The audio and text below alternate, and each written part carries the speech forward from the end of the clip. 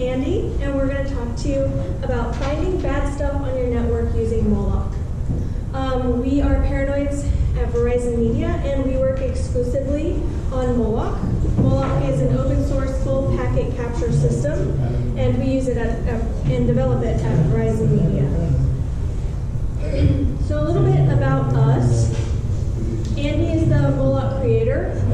He's been a paranoid team member since 2011, and his claim to fame is that he was the chief architect of AIM. Nice.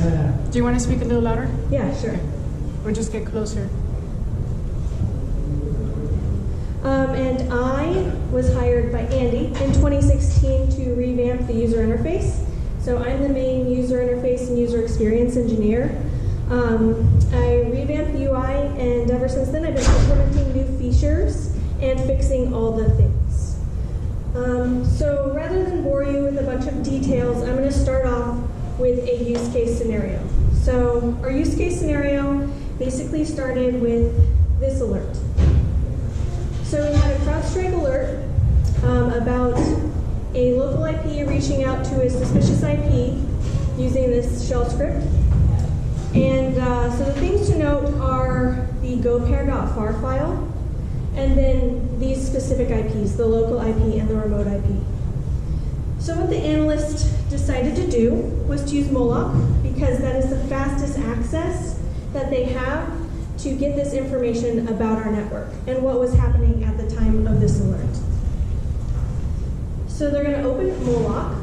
They're going to search for the IP from the CrowdStrike alert, that suspicious remote IP. They're going to see how many boxes reached out to that suspicious IP and what exactly did that session look like. So they start, notice the time range is already restricted to the time range from the CrowdStrike alert. We have a type ahead in our search box here to help analysts create queries as quickly as possible.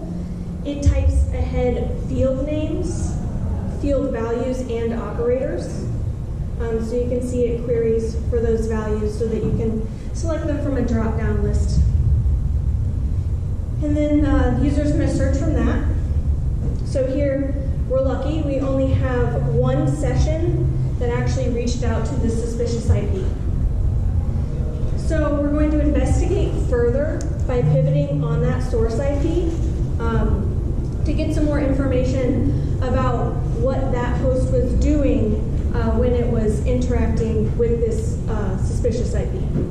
So if you click a field value, there's a drop-down menu of options. One of those options is kind of like a pivot option. So it opens a new tab with just that query in the query expression.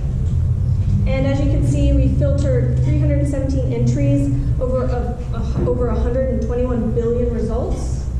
And so that's a lot of data to look through. Let's narrow it down even further by just large sessions, because we know that gopair.far file is a very large file.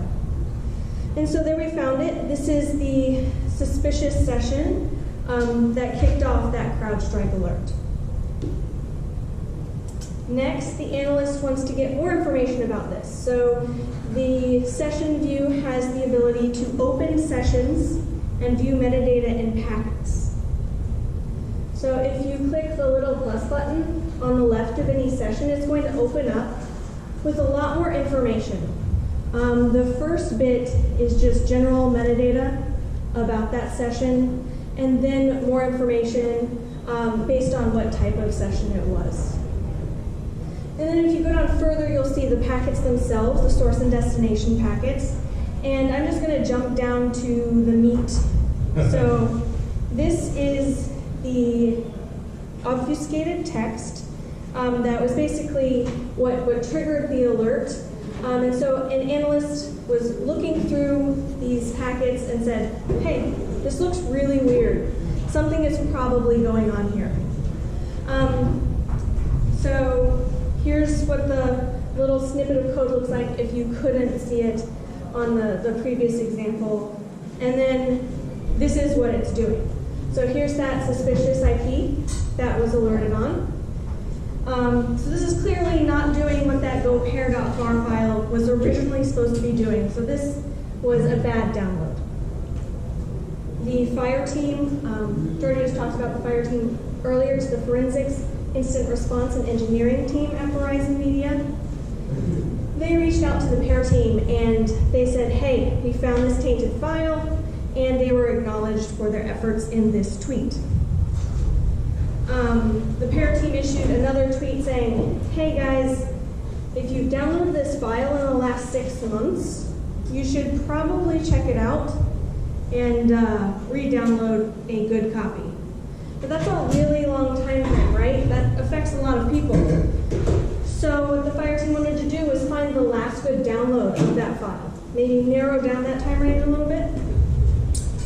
So to do that, they started by using that awesome drop-down menu of options, adding that URI to the search expression, and then looking for any IPs that went and got that file. So open up the time range, start with maybe a week, and now we're going to see if we can find a good download of that gopair.var file. So there's another download we saw on our network. Again, metadata. Then if you scroll down further, you'll see the packets themselves. And I'll jump right to the meat again. And this is the last good download. So this is what it should have looked like. And so luckily, they were able to restrict that time range, not for 6 months, but for closer to a week. So they reached out again to the pair team and said, hey, you can restrict your time range to search for those bad downloads. And they were acknowledged in this tweet. So now that I've told you a pretty awesome example about how our team uses Moloch, Andy's going to go into a little bit more in depth about what Moloch actually is and how we use it.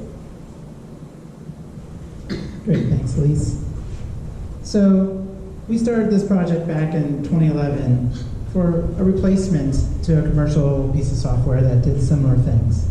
We wanted full packet capture on our network, and the commercial product was expensive, is the best way to put it, and we didn't want to spend that kind of money on it. So we created a full packet capture system for our own network, and then in 2012 we decided to open source it and get people involved with the project. We've managed to scale it to over hundreds of gigabits per second. We have complete control of how we deploy it, and we can use it how we want, so we're not limited by the commercial product, and we can add whatever features we want. We use Elasticsearch as the database, and everything is written down or saved to disk in standard PCAP format, so your standard tools will continue to work. You have the choice of how long you want to store any of the data, both the metadata and the PCAP data. So if you want to store the metadata for months and the PCAP data for weeks, that's up to you. So kind of the history.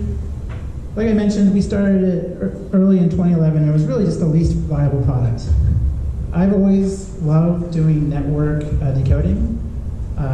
When I would get games for my iPhone or whatever, if it was in clear text, I would reverse them, write a Perl program or whatever, and just beat all my friends. So like there's this song pop game, I don't know if anybody ever played that, but the API would actually give you all the answers and just wouldn't show it. And so of course I wrote a program that just always got the answer right. And I beat all my friends. I've been reversing protocols for a long time. So this was so much fun to write software that I could use to make this even easier. And then in 2012, we decided to open source it, which was awesome that it was AOL at the time and now Verizon Media, but AOL was sponsoring it and sponsored me to work on it because I worked there. And it's great to have a company willing to sponsor open source because you get some good resources behind it, and I'll talk about that in a little bit. Then came 0.x, which we were slowly growing the community, we were adding features, we had a Slack channel that people joined, and it had the basics now, so it was a pretty good product. Then Elyse joined, which was awesome because she rewrote all my horrible UI, and it looks a lot better than the first version, so if anybody ever used this in the beginning, I'm sorry, but it's now pretty good. Or actually, it's great. It's past pretty good. And we started having our own little conference or summit. We had our third one in October. We'll have another one next year called Moloch On. We had a lot of cool features. Probably the most popular one was themes. Everybody wants themes, and so you can have your dark theme. You like theme, you can just create your own theme. Cotton candy is the best thing. Yeah. I don't know. Subjective. Yeah, subjective. And then lately what we've been working on is making it better, faster, stronger, right? $6 man, $6 million man. We added a hunt feature, which we'll do a demo in a little bit. We keep upgrading to support the latest versions of Elasticsearch, and we're just adding more and more features. The community is getting more and more involved in actually submitting their own. Oh no, it wasn't fast enough.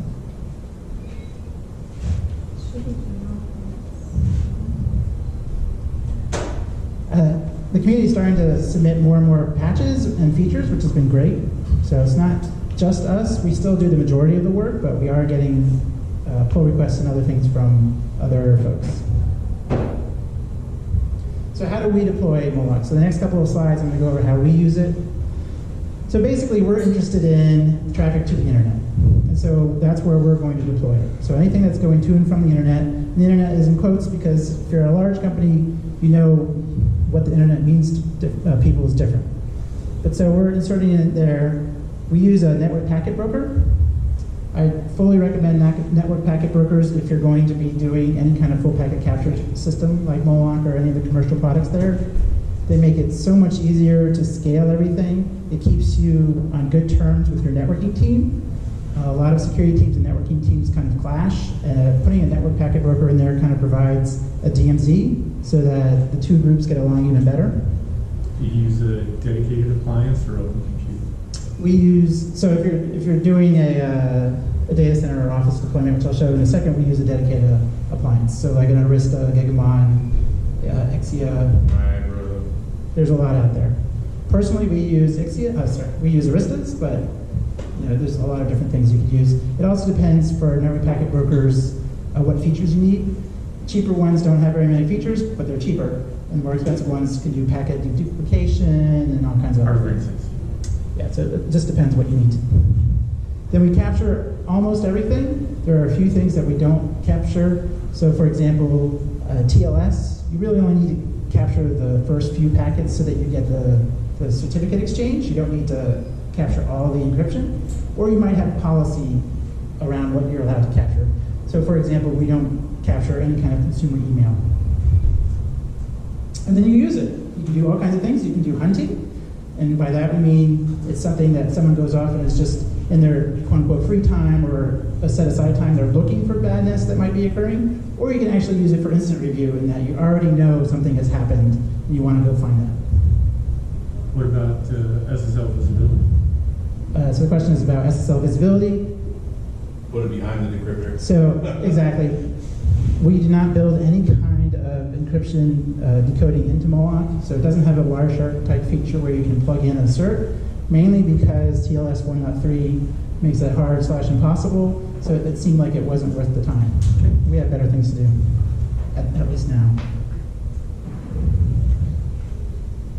So the next few slides are about deployments. This is a typical office deployment. A typical office, you might have two firewalls and an HA pair, and so you need to make sure that you're tapping both of them in case one falls over to the other one.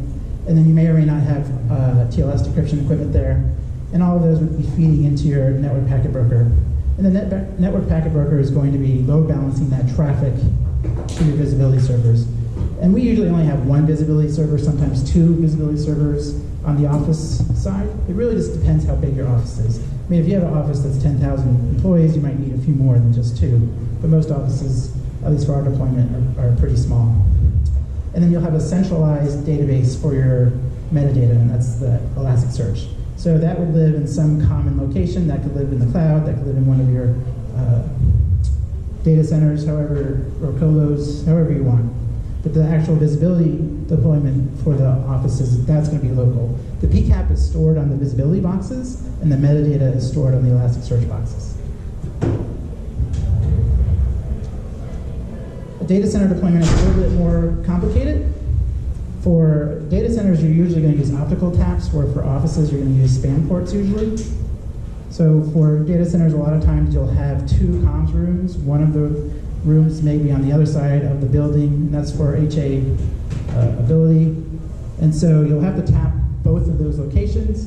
But the key point for data centers, if you do have different comm rooms, is they do need to forward all the traffic to a central location. So in this case, we have comm room 2 forwarding all of its traffic to the NPB in comm room 1, and then the comm room 1 NPB is load balancing the traffic to the visibility boxes.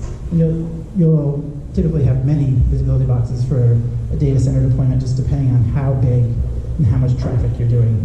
And the reason you need to have all of the visibility boxes attached to one MPB is any kind of HA or asynchronous routing may cause packets to go different locations, and you want all the packets to hit the same visibility boxes. Sorry. Since you mentioned deduplication, are you relying on the broker to do all of that, or do you have any function for that? So the question was around deduplication and if Moloch does anything special. Currently, we do not do anything special in Moloch for deduplication, so if you want to handle that, you would do that in the NPB. Currently, we've decided that we're just going to store the duplication. It's at our scale, the NPBs that do duplication are just too expensive. Yeah, it's to add an extra 0 or even 2 It's hard to do. to get that.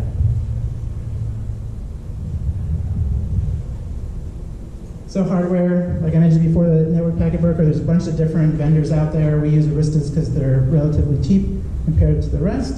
The one thing I like about the Aristas is it's not a special device. It is just a normal Arista switch in a special mode, where the other ones are special devices. So you may talk to your network folks and say, I want to try this out. Do we use Aristas? And if they say yes, you may already have a spare that you could play with. And then once you get it working, you can upgrade to the Gigmons, key sites, the other ones that have the fancier features if you do need that. But it's a great place to start. Elasticsearch, we use many boxes. There's all kinds of scaling guides out there for Elasticsearch, so I'm not going to go into too much detail.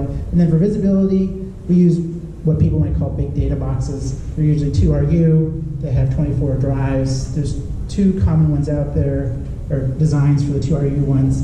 One is where the drives all pull out, and so it's like this transforming thing. So to get to the second row of drives, you pull out the first row of drives. It's kind of cool. And then there's another one where it flips up, and you get to the second row of drives that way. But it's amazing they now can cram 24, 26 drives into these 2RU boxes. And so you can get 240 terabytes or more with the 12 terabyte drives, and now that 14 and 16 terabyte drives are coming out, you'll soon have 300 terabytes or more in a 2RU chassis, which is insane. So how do you scale it? It all depends how long you're gonna keep your data and what kind of data you're looking at. So for visibility boxes, like the PCAP is written to disk, that is based on pretty much your average PCAP times retention period. And so if you want to store it for 30 days versus 15 days, it's going to be twice as much storage. It's a really easy calculation. The only thing that gets a little bit complicated is if you're deciding not to store TLS, you have to take into account how much of your traffic is TLS, etc. Elasticsearch is a little bit harder scaling. There's, again, lots of documents out there. We actually have our own estimator website where you can plug in some inputs and it'll give you what it thinks you'll need. But it's basically based on what kind of traffic you're receiving, which is really important based on, like, is it DNS versus HTTP versus TLS, because the record size of the metadata that's stored in Elasticsearch. Are you able to save based on any criteria for important server type, not important server type, partitioning or something like that? Yeah, so the question is there a way to specify which data we save? And the answer is yes. Moloch has simple things where you can do it based on IP address, and then it has complicated things where you can based on what we call Moloch rules, where you can specify, I don't want to save DNS, or I don't want to save these hosts, or I don't want to save these IPs.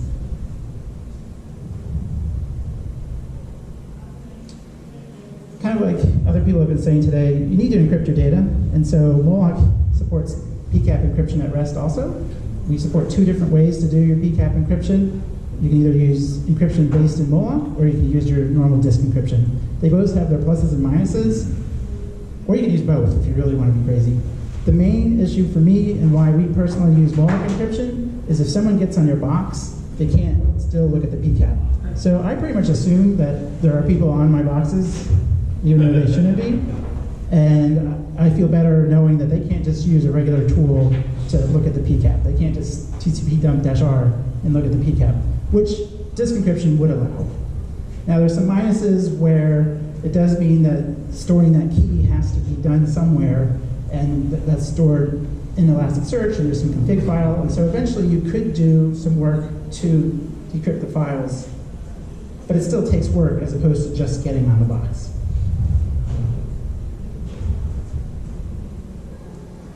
So, like I mentioned before, you can also use Moloch for proactive hunting. So you can use it for your responses to incidences, or you can use it to look for things. So you can use it to look for signatures that are firing from sericata, or if you want to search around SSL criteria, you can look for certs that look odd, or they've expired, or they've been created years ago, or they've been created a day ago. Both of those are sometimes things to look for. You can look for JA3, you can look for a whole bunch of different things. And we have some demos coming up around this. Oh, right now? Yeah. So the example I showed earlier was of searching through sessions where we knew some metadata, right? We knew the IPs. We knew what URI we were searching for. But what if you don't know what you're looking for? What if you want to just hunt for stuff on your network? We have a new feature called hunting that allows you to do just that, to search through the packets rather than the metadata. So this example is going to be an example of how an analyst might find more bad downloads of that gopair.far file on our network using this hunting feature. So the first thing an analyst is going to do is they're going to restrict their search. We don't want to search through the packets of 5 billion sessions. We want to search through as few as possible so that we get results returned quickly. So let's just look for .far files. So we start by naming our hunt. In this case, we're going to search through all the packets in every session. And we're going to search for that hex-encoded text that preceded the globa text that we found in that bad file. So we hit run and it starts. It's going to be really quick because we're only searching through 7 sessions. Again, this is another reason why you should narrow down your search before you issue a hunt. And at any time, you can pause it. And then when it's actually done, it's going to go down to your hunt job history. Look, we've got 3 matches, so there are 3 bad downloads of that gopair.far file. If you click the plus button, you're going to see some more information about what this hunt did, the time range it was run, and the search expression that was applied to it. You can rerun a hunt job at any time, maybe with different search criteria or over a different time range. And when you're done investigating, you might want to delete this hunt. And then the last thing you're probably going to want to do every time is open up and see all of the sessions that matched your hunt. So this is going to open up a new tab with just the sessions that match that hunt. So now we see these are the 3 bad downloads of that gopair.far file on our network within that time range. And the first one is the one that we identified earlier as the bad download. And then a few of these other ones were just our analysts downloading this file to do forensics on it. So luckily, we just had 1 incident here, not So we have a few other awesome pages. I showed you the sessions page to start. That was the page just with the list of sessions where we were querying. That's the main landing page. We have the hunt page that I just showed you. And then we also have a page that we call Spy View. This is going to show you unique values for all of the different fields we capture for Moloch. So you might be using this to find something like basic auth on your network. So all of the fields are in different categories. You can open these up, toggle them on and off.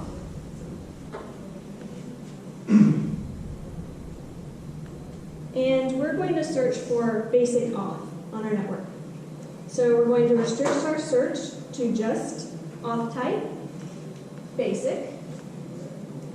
and it's going to issue that search. And now we're going to turn on that auth type field so that we can actually see the value, because there's one session. And if you open up the field value, you can see, look at that awesome password, user password. So we actually decode that for you as well. So this is a pretty powerful page you can use to find different fields on your network. We also have another page called Spy Graph. It's similar to the Spy View page in that it also shows you unique values, but this one graphs it on a timeline and on a map. So this is a great way to find top talkers.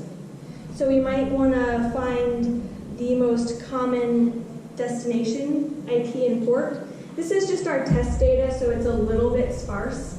But basically, this gives you a list of all the destination IPs. And you can see at the very top, it gives you your top talker with how many sessions there were.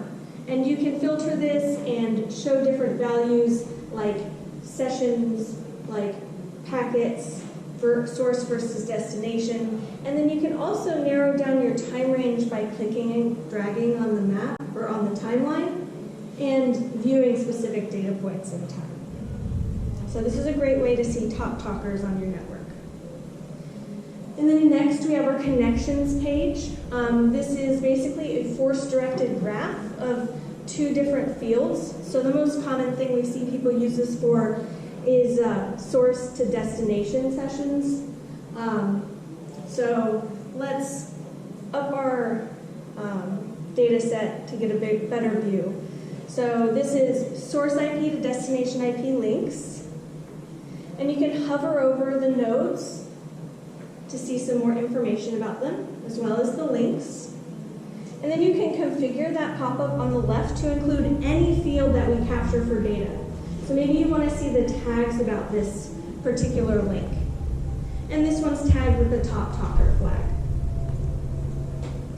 So you can do a bunch of other little things. You can zoom in and out. You can weight the nodes and links with different metrics like packets, bytes, data bytes, or nothing at all. And then you can, in that hover menu, you can use it to hide nodes. And you can drag things around and click them into place so that you can kind of maybe tell a story. Because, you know, managers love visualizations like this. So you might want to drag things around, make it look real pretty, and then there's an export function to export this as a PNG. So that's another one of the awesome pages that we have. And now that I've showed you a bunch of awesome ways you can use Moloch, Andy is going to show you even more. So one of my favorite things about that Connexions graph is if you zoom all the way out, it kind of always looks like the Death Star. So it's a great demo. You got to jiggle it. So you can use Moloch for recording traffic that's live, or you can use it for offline processing of PCAP. And so there's no reason, and what some folks do, to create a separate cluster where you keep packets and metadata about those packets for long-term storage. So you may have incidences that you want to save and be able to go back and search through. You can set it up so that you send special traffic to this secondary cluster, or you can just load things into it that you're interested in researching, such as the CTF. And so you can use Moloch in various different ways, depending on how you want to process your data and store your data.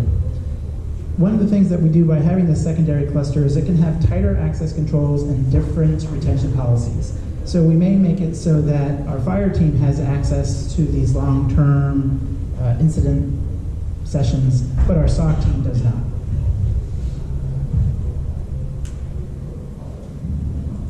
You can also integrate Moloch with sericata.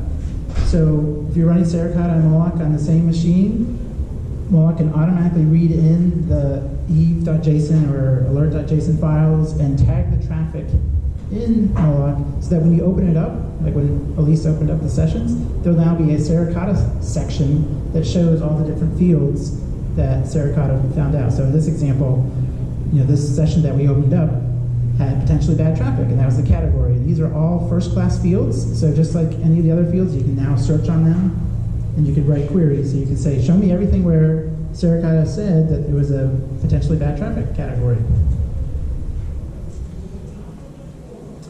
You can also enrich Moloch sessions with other data sources. And here's an example of using a third-party platform such as ThreatStream. And so in this screenshot, we have that spy view where it's showing all the unique values. And here, ThreatStream has a number of different fields, and this is showing for all the query that I did, all the different unique values for each of those fields. And again, first-class fields, so you can click on any of them, do searches, you can get the unique values, you can do anything that you can do with any of the fields that we generate with these fields that came from ThreatStream. You can also enrich it with data that you have, your own data sources. So let's say you have an IPAM database or any other kind of database like subnets. You can create JSON files or text files that Moloch will load in and tag the traffic as it goes by. And so in this case, the sessions is a really simple demo where we have a data center field where we have none in Office. And you can click on any of those, and again, you can say, show me all the sessions where the data center was Office. And you would see those. And so how is this done? Well, this is done with a part of Moloch called WISE, with intelligence see everything. It's a separate piece of Moloch that you optionally can use. It's not required, but it allows you to enhance the Moloch spy data with whatever you want. And so you can either use external data sources, you can use commercial data sources, or you could maybe even talk to your own Splunk or Elasticsearch scene or Redis, whatever you have. WISE can add those data sources and enhance sessions. And you can set any fields or create new fields. So in the two examples I had before, I was setting new fields, those ThreatStream fields and the IPAM fields. But you can also set new fields that you've created or fields that already exist. And it can match on any field also. Most commonly, you'll match on things like IP or MD5 or URL. Those are the easiest to do, but you can also match on any field that you want. So if you had some special database on a weird field, maybe ASN or something that you're using locally, you can match on that. And just the way it works is each capture node talks to a centralized WISE server, and that WISE server is talking to all the data sources. And so in this example here, we have WISE talking to ThreatStream, some files, and other data sources. And there's caching involved so that you don't slam those data sources. And you even can configure some rate limiting. So one of the sources we do support, for example, is VirusTotal, which by default, I think is 4 a minute or something very low, and WISE will know not to exceed that. And you can set up it's optional, but you can set up a Redis cache cluster so that if you have multiple WISE servers, they end up sharing the results. This is especially important for things like VirusTotal, again, where you want them to share any results that they previously found from VirusTotal and not requery that for however long you decide to cache it. So how do we do Moloch testing and verification?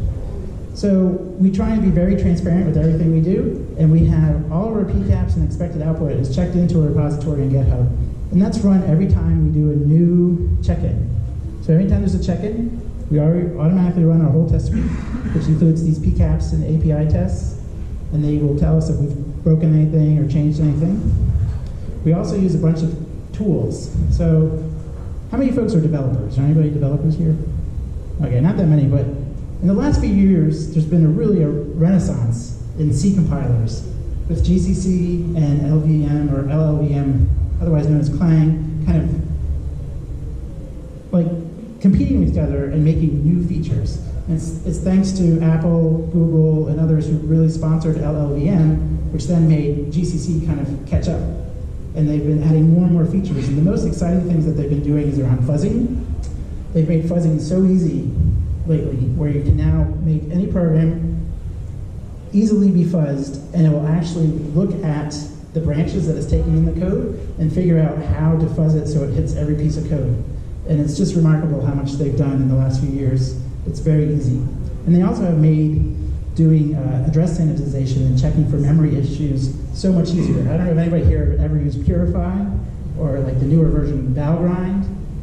All the stuff now is a million times better than both of those tools. It's built into the compiler. It runs almost as fast, unlike Purify and Valgrind, where it could 10% the speed of the normal program. Now it's almost as fast as normal.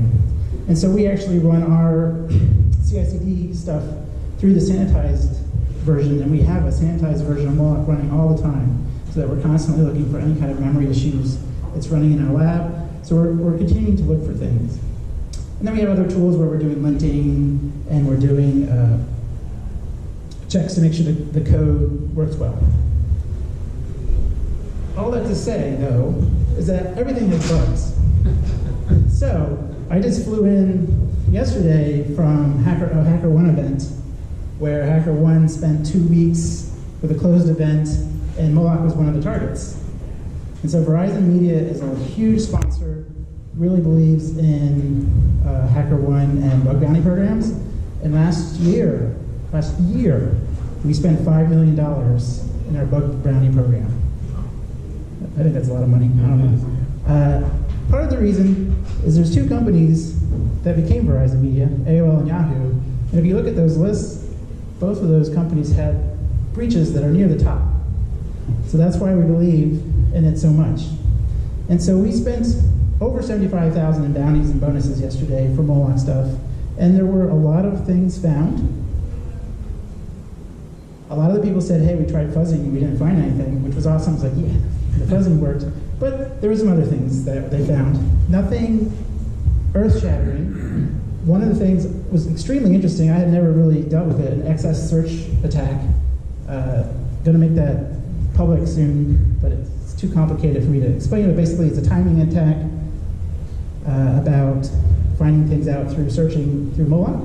And then there's a Oracle padding attack to escalate privileges, which was super interesting too. And then we had some basic UI permission issues where over the last 5 years or so, we've been slowly adding features for other people who want to control access. It was something that we never used, and so we did not do a good job testing it, where there was certain APIs that we allowed to be called, so the UI would show the data. The UI would not show the data, but if you knew how to call the API, you could still see the data. And so we've gone through all of our APIs now and locked them down properly. This one made me the saddest because I was on AIM, and AIM, we always had the rule, never trust the client. Never trust the client, and I made the same mistake. So everybody makes mistakes, it's okay. But the event was great. There's a lot of white hackers there, I think over 50. This is the first time that they had ever done something with pull requests. So basically, the code was open, because it's open source, and we said if you make pull requests to the bugs you find, you get a bonus. And so there's tons of pull requests. Some of them not so good, because there's a bunch of hackers doing pull requests, but some of them were good, and so we accepted some. And so it was a really successful program, and I'm really happy that we did it. So yeah, it was great. A lot of people ask me, and this is a work in progress sign, but kind of what are the goals of Moloch and what are our principles? And just to quickly go through is we're really focused on full packet capture. We're not trying to replace Wireshark. We're not trying to replace TCP dump. There's place for all of us, right? We're focused on full packet capture, and really right now we're focused on IP full packet capture, although we're adding non-IP support probably in the next couple months. We're already working on it. It's going to be soon. Large scale. So we're deployed at Verizon Media, which is formerly Yahoo and AOL. Both were large scale, multiple 100 gig links to the internet. We're monitoring all of those. So it needs to support that. We're sessions based. So one thing that Elyse kept mentioning, and we probably don't do a very good job explaining, is that everything we do is based on a session as opposed to based on individual packets. So if you're used to Wireshark, everything in Wireshark is based on a packet, right? You see packet, packet, packet, packet. All of our UI is session, session, session, session.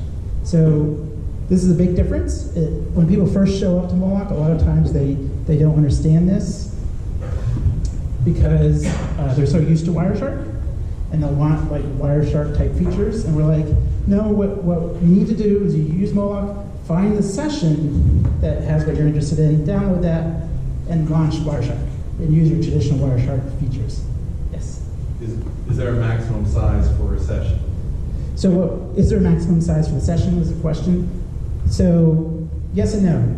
Each session can be up to 10,000 packets, but we have linked sessions where it knows what the previous session was.